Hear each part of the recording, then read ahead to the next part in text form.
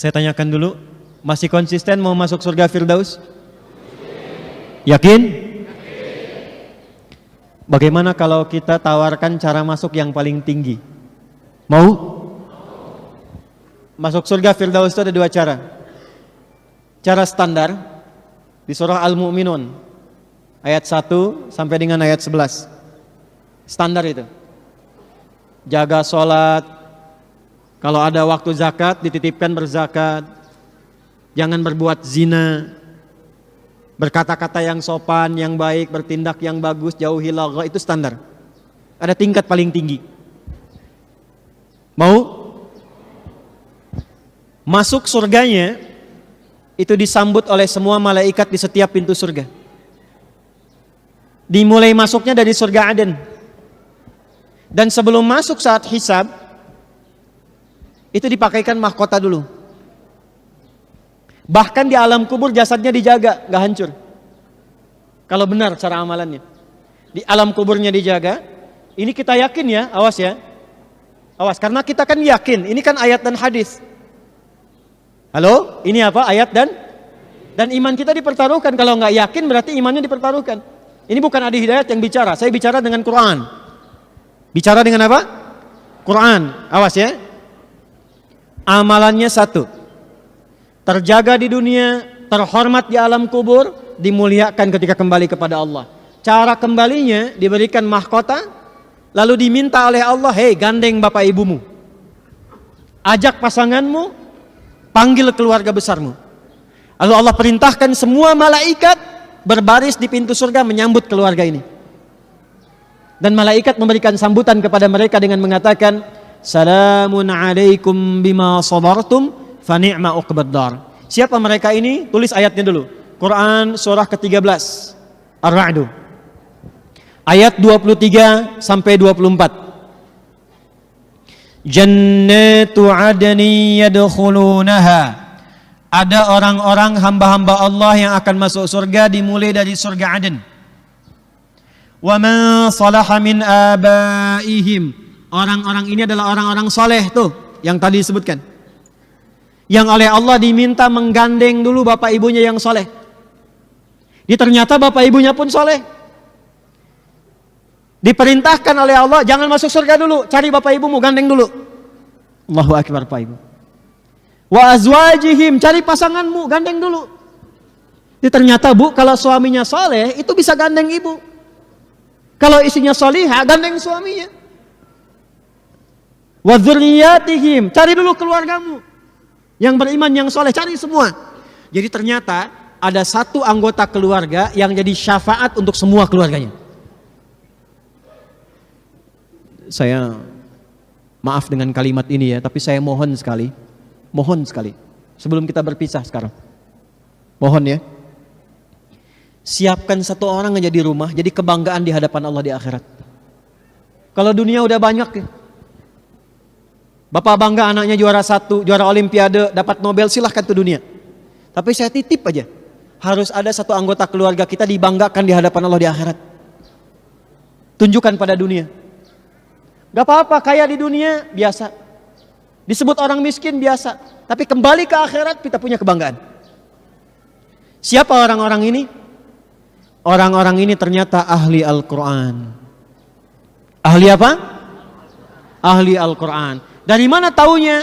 Tafsirnya di surat Fatir, surah 35 ayat 33. Quran surah 13 ayat 23 dibuka dengan kalimat Jannatu adnin yadkhulunaha. Quran surah 35 ayat 33 dibuka dengan kalimat yang sama. Jannatu adnin yadkhulunaha yuhallawna fiha min asawir.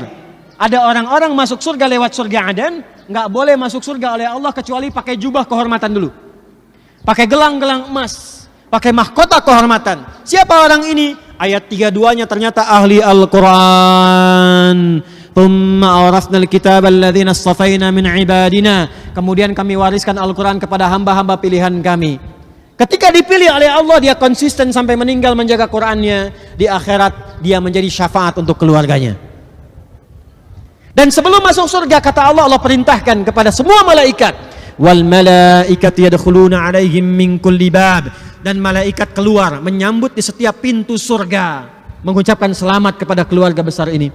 Salamun alaikum bima sabartum fa ni'ma uqbad dar. Selamat kata Allah, sampaikan pada malaikat, malaikat ucapkan selamat. Kata para malaikat, selamat, Anda sabar. Saat di dunia sabar mengamalkan satu amalan ini. Silahkan nikmati surga yang telah disiapkan, tempat terindah yang belum pernah dijamah. Siapa orang ini? Golongan pertamanya ahli Al-Quran. Teman-teman, untuk menjadi ahli Al-Quran caranya 3. Ingat, ahli Quran itu bukan yang hafal 30 juz. Salah. Bukan yang hafal juz 30. Salah. Ahli Quran itu ada 3. Dan semuanya mencintai Quran. Semuanya mencintai apa? Quran. Satu, ahli Quran itu ada yang senang ngaji, belajar dan membaca Quran. Tapi dasarnya cinta Quran. Saya pengen pulang sebagai ahli Quran, saya belum bisa ngaji, datang ke Pusdai, masuk kelas belajar Quran, konsisten sampai meninggal, ahli Quran.